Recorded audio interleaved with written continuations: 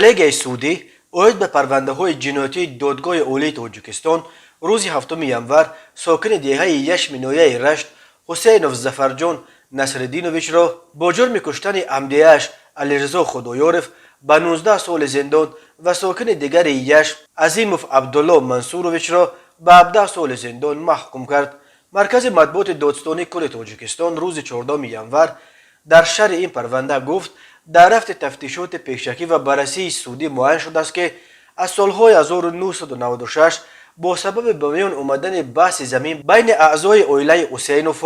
و همدیهه‌شان ساکن دهه یشم جماعت دهات باقی رحیمزاده نویه رشت خدایارف مناقشه و خصومت و بدبینی پیدا گردیده در مدت زیاده از 22 سال اعضایان این عائله ها چندین مراتبه بین خود بحث و مناقشه نمودند. این حالت باعث گردیده است که 14 ینور سال 2018 فرزندان عائله های مذکور به لط و کوب همدیگر و ویران نمودن ترتیبات جمعیتی دست زدند. در نتیجه نسبت به هر دو طرف برای جنایت اوباشی پرونده جنایتی آغاز کرده شده با حکم سود نویه رشت محکوم گردیدند. من بعدم خصومت بین عائله های مذکور ادامه یافته. در همین زمینه دوم ایول سال 2021 تخمینا ساعت 22:00 دقیقه خدایارف علیرضا زبیداللهویچ حالتی از نزد منزل استقامتیش گذشتن عمدیش حسینوف ظریف جان نصرالدینویچ را دیده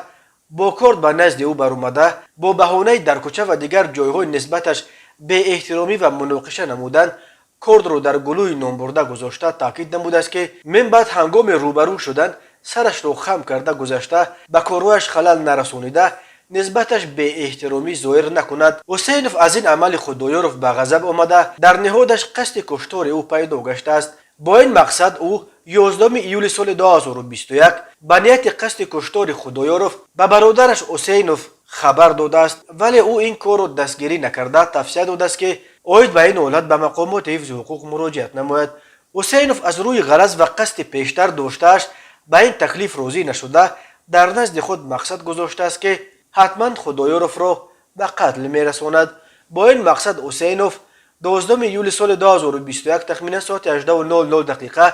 در نزد روی ماشینگذار دهه یشم با پسر عمکش عظیموف که عاید مناقشه و جنگ و جنجال‌های عائلویشان با اعضایان عائله خدایارف با خبر بود خودش نیز نسبت نامبردگان قصد و غرض داشته است و خورده به او حالت به واسطه کارت تهدید نمودن خدایارف را گفته است. عظیموف از این گفته و به خشم آمده یک جایه با حسینوف نقشه صادر نمودن کشتار خدایارف علیرضا زبیداللهویچ را مصلحت کردند. از روی مصلحت و نقشه تعریضی شده عظیموف وظیفه‌دار گردیده است که همچون یاردمچی برای عملی کردن کشتار خدایارف آلات صادر کننده جنایت یعنی کارت را دریافت کرده حسینوف باشد عهده‌داری گرفته است که به واسطه کشتار خدایارف را عملی کرده با این راه قصد دیرینه نسبت عائله خدایارف داشتهشان را عملی میکنند. طبق مصلحت پیشکی عظیموف خود همان روز تخمینا ساعت 18:00 دقیقه یک عدد کارت مخصوص قطع شونده فینک را دریافت کرده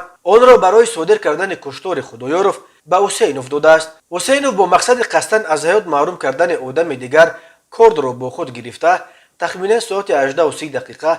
در روی دهه یشم با خدایارف واخورده در زمینه جنجال عائلوی و قصد دیرینه داشتهشان با نامبرده به مناقشه برخاسته با کارت به قسمت پیش قفس سینه خدایارف از طرف چپ که عضوهای برای حیات مخصوصا مهم جایگیرند یک مرتبه ضربه زده با این قانع نشده با مقصد تا به آخر عملی کردن قصد کشتار خود از زمین سنگ گرفته خدایارف را در نزد منزل استقامتی عمدیه‌شان نظریف دنبالگیری کرده است. من بعد بنا بر صد راه شدن نظریف